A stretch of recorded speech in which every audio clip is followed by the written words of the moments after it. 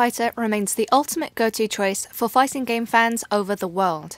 Following the success of Street Fighter II in '91, the series evolved tournament-level play, gaining fans to titles like Third Strike and Capcom vs SNK 2.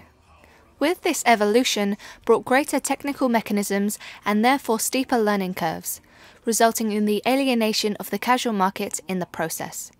Capcom eventually decided that cash was king and released Street Fighter IV in 2009. Its mission was to bring fighting games back to the general populace as it stripped these technical devices and took character models and backgrounds into the 3D animated space.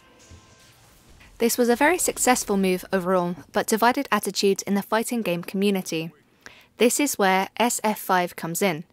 Bridging the gap between 3 and 4, Street Fighter V brings back some old concepts to the title and includes some really clever new ones.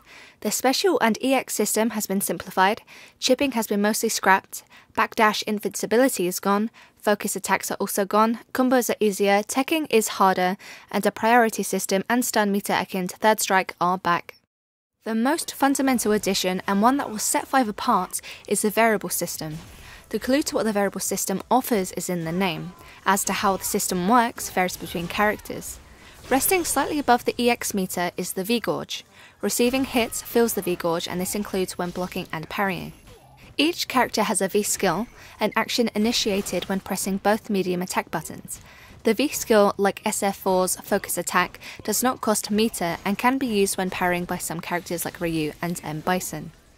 Each character also has a V-Trigger, initiated by pressing both hard attack buttons.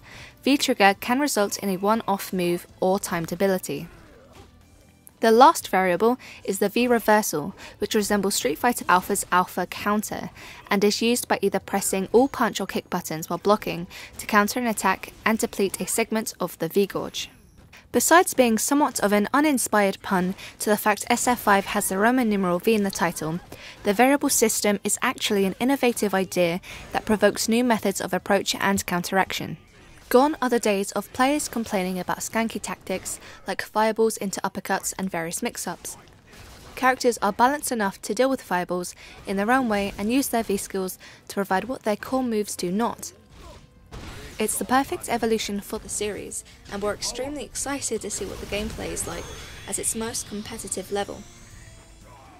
With 16 characters and 10 stages, players have got more than enough to sink their teeth into at this stage, with more characters confirmed for release very shortly.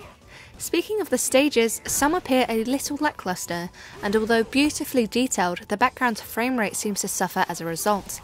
Online play is unstable at the moment, but for now the connection speed does appear to be fast. What we loved about this game, besides the V system, are some of the small nuances and improvements to the character models and HUD elements. For example, each punch feels impactful, and the character animations have been enriched to help you experience a greater sense of realism. Screen tips provide acknowledgements to not only new mechanics such as the V-moves, but even cross-up hits. The stun meter builds greater tension and also helps you see when stun is due to expire. There's not much bad to say about 5 that isn't only opinion at this stage. There are mixed views on Fang, as he doesn't entirely fit into the new vision of eliminating skanky maneuvers. His poisoning abilities are a fun new addition, but make it very easy for novice players to spam the screen with purple poison blobs. On the topic of the roster, the list of players is maybe a little confusing canonically, but seems to be balanced and working well. The real question is whether or not 5 will be a commercial success, given its radical change in stance. Tournament players are sure to love the new variable system, but will the casual player find it too hard to master?